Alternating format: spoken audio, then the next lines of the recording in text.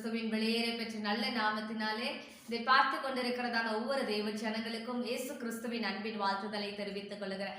இன்றைக்கும் ஆண்டவராகிய இயேசு கிறிஸ்து நம்மோடு கூட பேசுகிற ஒரு நல்ல வார்த்தை ஏசாயா 41வது அதிகாரம் 13வது வசனம்.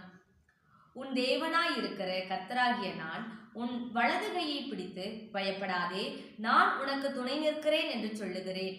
ஆமாங்க, ஒருவேளை இதை பார்த்து கொண்டிருக்கிறதான ஒவ்வொரு தெய்வ ஜனங்களுக்கும் ஆண்டவராகிய இயேசு கிறிஸ்து சொல்லுகிற ஒரு நற்செய்தி என்ன அப்படின்னா, பயப்படுகிற சூழ்நிலைகளில ஒருவேளை இதை பார்த்து கொண்டிருப்பீர்களே ஆனால், எனக்கு யாரும் துணை இல்லையே என்று சொல்லி பார்த்து கொண்டிருப்பீர்களே ஆனால், இன்றைக்கு ஆண்டவர் சொல்லுகிறார், பயப்படாதே, உனக்கு நான் துணை நிற்கிறேன்னு சொல்லி ஆண்டவர் சொல்லுகிறார். ஒருவேளை பயப்படுகிறதான சூழ்நிலைகள், நம்முடைய சரீரத்துல ஏற்படுகிறதான வியாதியினால நோயினால ஒருவேளை நமக்கு பயங்கள் ஏற்படலாம். ஆண்டவர் சொல்லுகிறார், பயப்படாதே.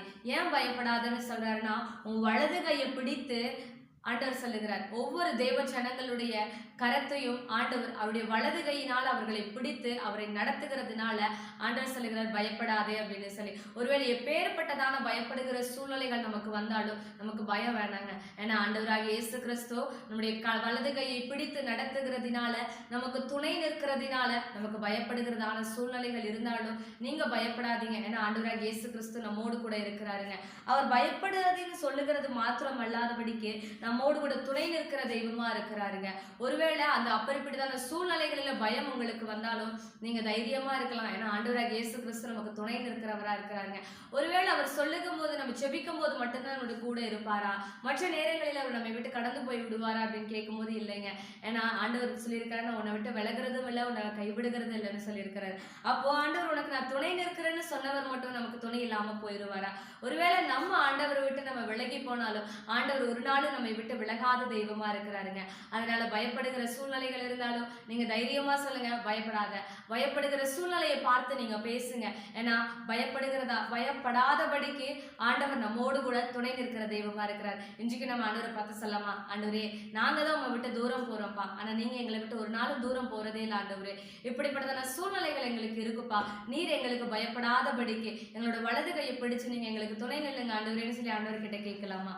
பரிசுத்தமுள்ள எங்கள் நல்ல பிதாவே, வானத்திற்கும் பூமிக்கும் சகல அதிகாரங்களையும் படைத்தவரே, ஆண்டவரே, இந்த வேளையிலையும் கூட ஏசப்பா பயத்தோடு கூட நடுக்கத்தோடு கூட ஆண்டவரே அப்பா, இந்த ஆண்டவரே இந்த வீடியோவை பார்த்து கொண்டு இருக்கிற ஒவ்வொரு பிள்ளைகளுக்காகவும் நாங்கள் செபிக்கிறோம் ஆண்டவரே. ஒருவேளை ஆண்டவரே அப்பா தன்னுடைய வியாதியினால, ஆண்டவரே தன்னுடைய குடும்ப பிரச்சனைகளினால, ஆண்டவரே தன்னுடைய வேலைகளினால் ஆண்டவரே ஏற்படுகிறதான ஆண்டவரே பயங்களினால சோர்ந்து போய் இருப்பார்களே. ஆனால் என் தேவனீர் ஒரு விஷயம் அவர்களை பார்த்து ஆண்டவரே நீர் அவர்களுக்கு பயப்படாதபடிக்கு அவருடைய வலது கையை பிடிச்சு நீங்க நடத்துங்கப்பா. ஒருவேளை என்னை நடத்துகிறதற்கு ஆட்கள் இல்லையே, நீ சரியான பாதையில நடத்துகிறதற்கு ஆட்கள் இல்லையேன்னு சொல்லி ஆண்டவரே இதை பார்த்து கொண்டிருக்கிற ஒவ்வொரு தேவ பிள்ளைகளையும் ஆண்டவரே நீர் தேய்ச்சுங்கப்பா.